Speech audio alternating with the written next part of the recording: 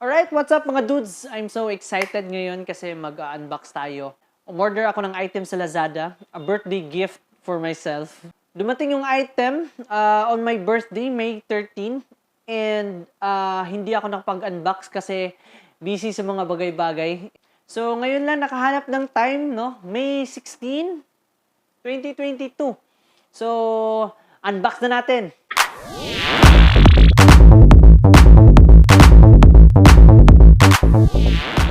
Unahin muna natin tong maliit na box. Yung in-order ko is GoPro Hero 10 Black.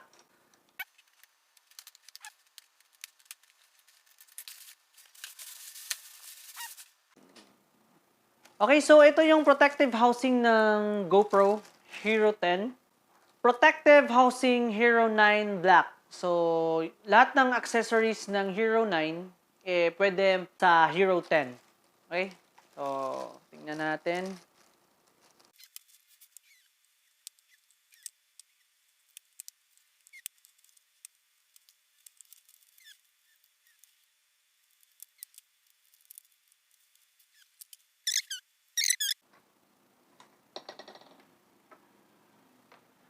So, ito yung laman ng first box natin.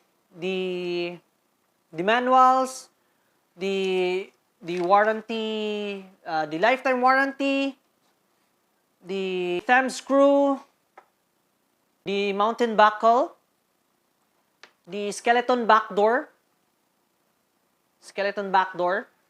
tapos protective housing. Okay. So next, unbox na natin yung malaking box.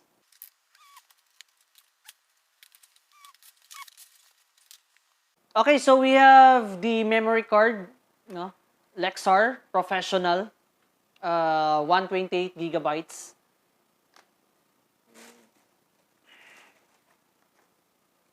So we have the rechargeable battery. So we have the magnetic swivel clip, the handler, the floating hand grip.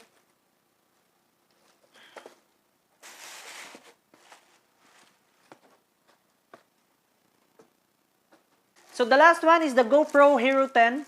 So, yun. So, ito yung laman ng main box natin. So, we have the memory card, 128 GB. Ito yung rechargeable battery. Tapos, the magnetic swivel clip. No? Tapos, we have the handler, the floating hand grip. Ito siya. And then, the GoPro Hero 10 Black.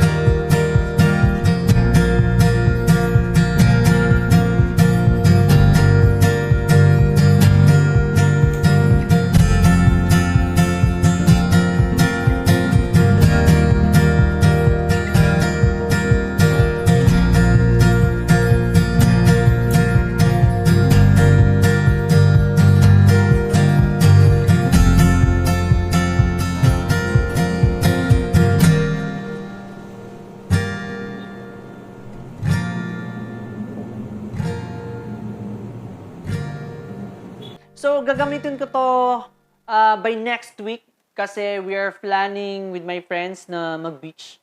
So, itatry ko tong GoPro. Hopefully, okay yung kuha niya.